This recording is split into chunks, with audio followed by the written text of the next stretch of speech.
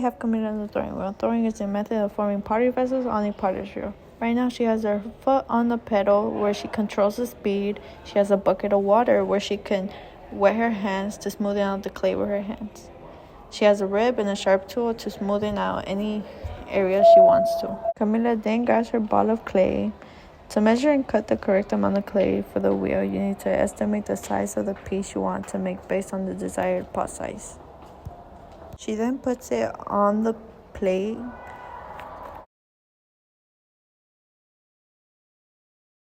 She pinches it down, turns on her wheel thrower. What she then does is wet her hands, and then she starts to center her clay.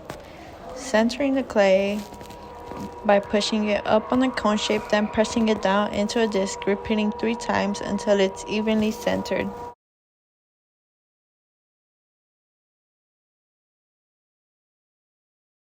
Use the bottom of your hand to apply pressure and squeeze the clay with your fingers and thumb. Once Kamilla is done centering her clay, she then starts to build up her walls.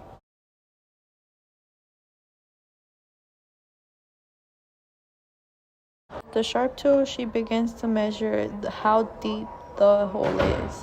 Once she starts with her walls, she first wets her hands to have it smooth. Pull up the walls evenly, maintaining consistent thickness. You apply consistent and even pressure with both hands while slowly pulling the clay upwards to control the speed.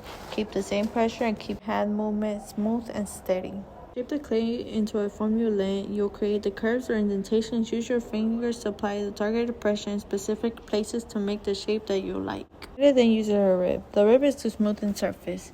To hold the rib at a slight angle against the surface you want to smooth, applying gentle pressure while moving it in a consistent direction, often using a back and forth motion. Trim excess clay at the base of a pottery piece. Use a sharp tool to remove some clay that you do not want on your piece.